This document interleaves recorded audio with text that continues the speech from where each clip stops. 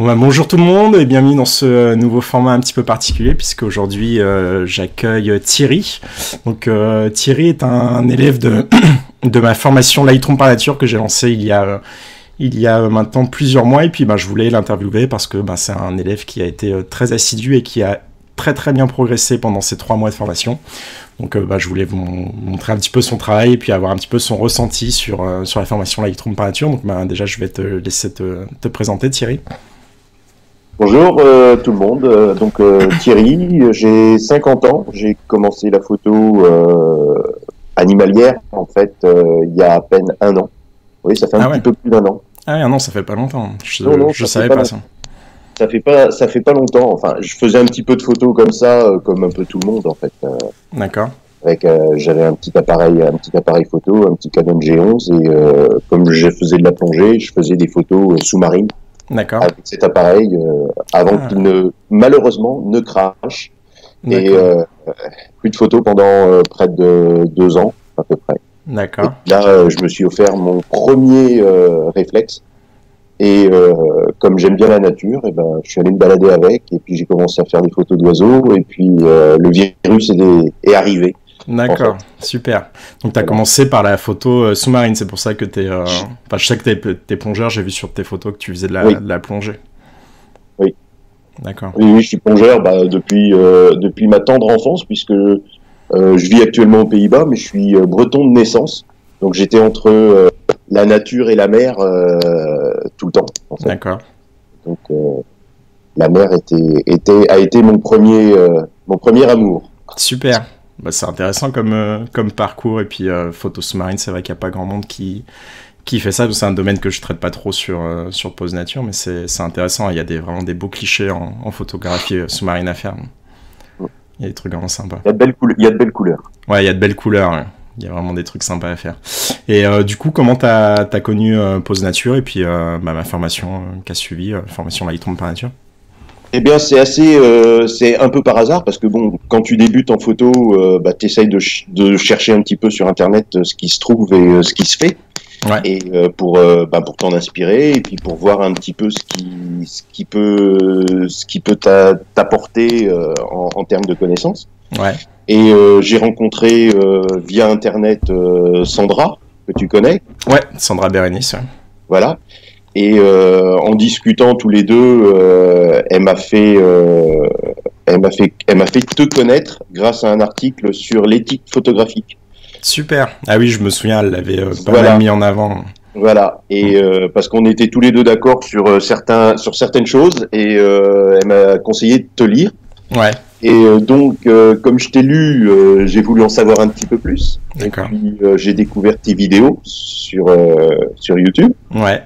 Et j'ai vu que tu donnais des conseils sur Lightroom, et comme ça faisait un an avec mon appareil photo et que j'avais acheté Lightroom et installé, mais que je bidouillais un petit peu sans vraiment trop savoir ce que c'était, je suis tombé donc sur tes tutos et sur ta formation. D'accord.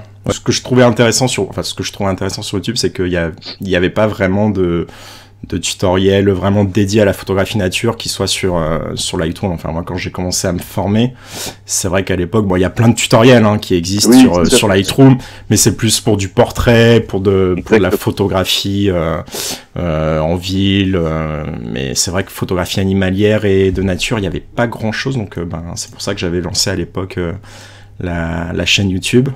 Et puis comme j'ai eu pas mal de demandes, je me suis dit autant faire une formation, et c'est vrai que ça a bien plu. Je suis assez content du résultat de la formation et puis des retours que j'ai eu. Franchement, elle est très bien. Franchement, elle est très bien. Elle est progressive. On arrive très facilement à comprendre ce qu'il faut faire, à faire les exercices, et ça permet vraiment d'avoir un bon suivi derrière de notre profession. C'est vraiment intéressant. Bon, c'est cool. Et t'avais hésité avant de t'inscrire à la formation ou pas? Hésiter, oui et non. C'est-à-dire que je savais que j'allais la faire. Ouais. La question pour moi était plus une question financière, puisque vivant maintenant aux Pays-Bas depuis 12 ans, d'accord. J'ai quitté le milieu professionnel. Maintenant, je suis père au foyer. D'accord. ma femme travaille, donc, mais par contre, mes petits plaisirs et mes passions, c'est avec mes propres sous que je me les paye. D'accord. C'était un investissement. C'était un investissement, mais je dirais que le résultat est, je dirais, très intéressant par rapport à l'investissement monétaire donné, quoi. Donc c'est franchement, il y a rien à dire. Je regrette pas du tout.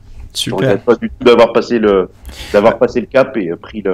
Moi, ce que je trouve aussi intéressant pendant la formation, bon, c'est moi qui l'ai créé, donc forcément, je vais en dire du bien, mais ce que je trouve intéressant, c'est qu'il y a vraiment une méthode qui a été créée, qu'on suit pas à pas, et surtout, on gagne énormément de temps. Ok, c'est un investissement financier, mais derrière, faut vraiment regarder l'économie de temps qu'on va avoir si on va se renseigner sur Internet, sur YouTube.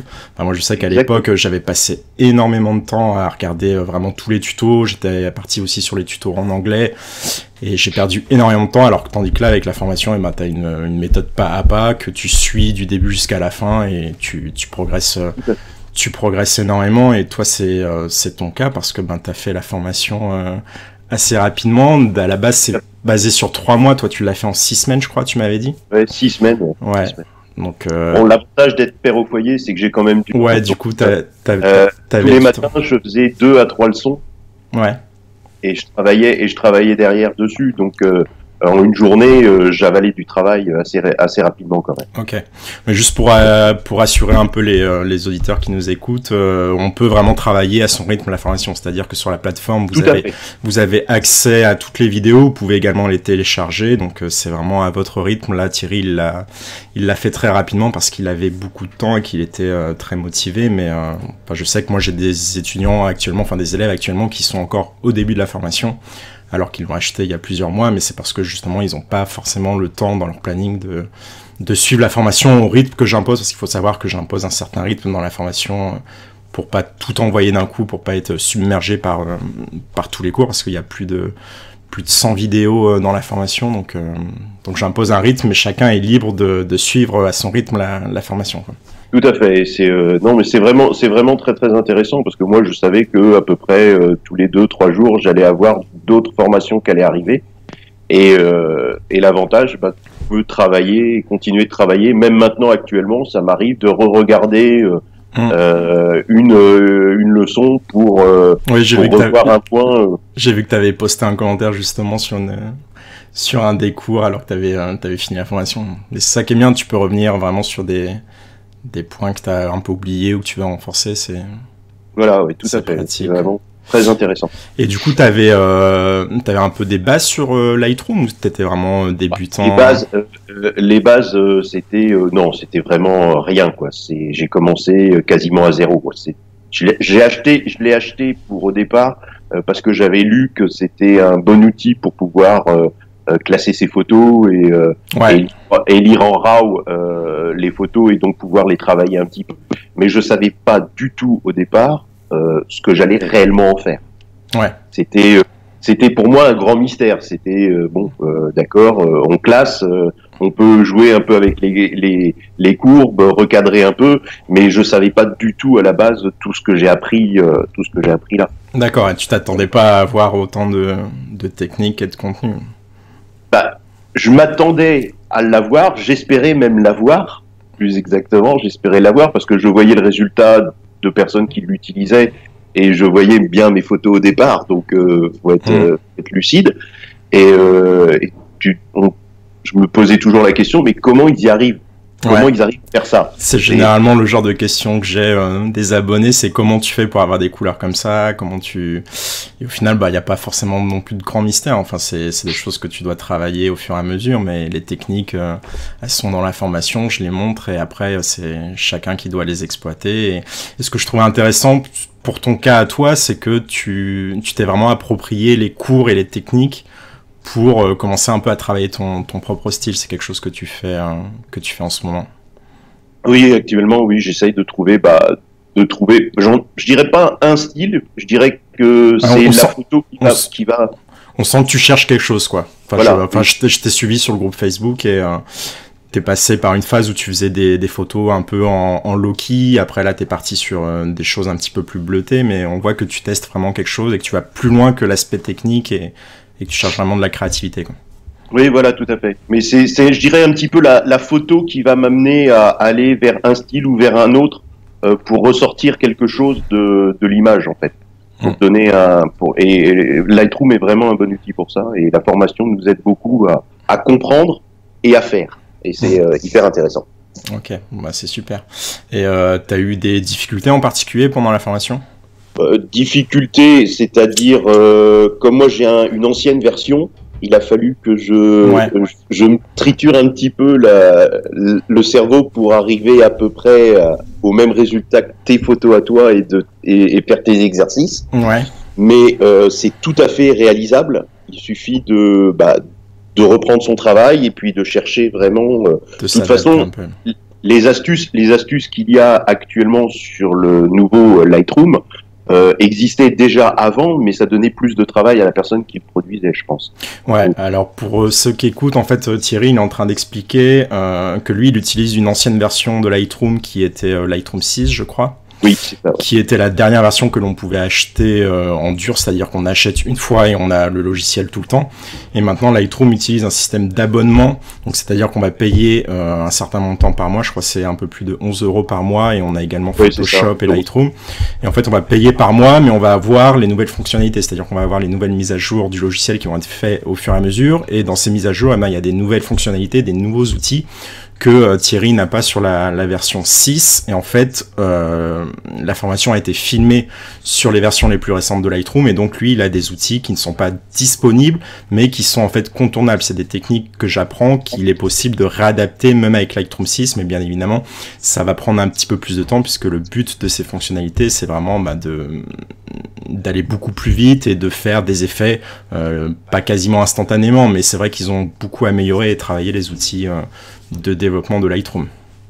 Oui, c'est vrai, mais ça marche. Ça marche aussi avec un Lightroom 6, et ce qui n'empêche que, je pense, je te l'avais déjà dit, après la formation, je passerai directement sur un abonnement. Je t'avoue que j'ai eu pas mal de retours des élèves qui sont un peu dans le même cas que toi. Ils sont un peu sur Lightroom 6 aussi, et ils ont vu avec la formation qu'il y a vraiment beaucoup de possibilités créatives avec ces différents outils, que c'est accessible même si on n'y connaît pas grand chose. Donc c'est vrai qu'ils sont, quand ils ont fini la formation ou qu'ils sont encore en cours de formation, et ils sont de plus en plus intéressés pour passer à l'abonnement de Lightroom, pour pouvoir élargir un petit peu leur palette créative, et puis pour pouvoir travailler justement leurs photos avec ces nouveaux outils. Parce que c'est vrai que quand tu débutes la formation, tu sais pas trop, quand t'es débutant, tu sais pas trop si tu vas vraiment investir, si ça va vraiment te plaire, si tu vas y arriver.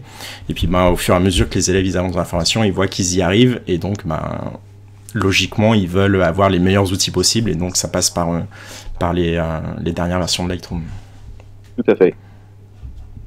C'est vrai que on peut avoir de très très bons résultats avec ce système d'abonnement qui est en fait pas si bête que ça, en fait, et assez intéressant pour un prix un peu modique, puisque il y a quelques années, les Lightroom et Photoshop coûtaient très cher. Ça coûtait une fortune.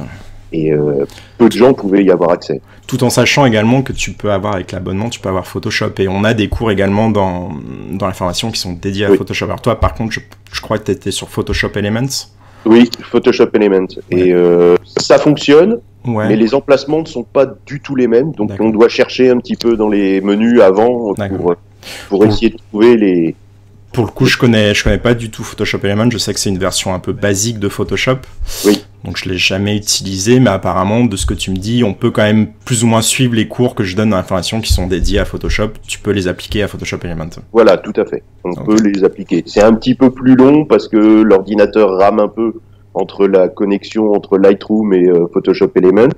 Je pense que c'est dû aussi aux ordinateurs, mais on arrive à suivre les mêmes filtres, le même travail. Les outils sont là. Après, il suffit juste de les retrouver puisqu'ils sont pas dans les mêmes emplacements. D'accord. Ok. Bon, c'est bon à savoir. Ok, pour finir, du coup, est-ce que tu recommanderais la formation Lightroom tout à fait, à 200%. À 200%.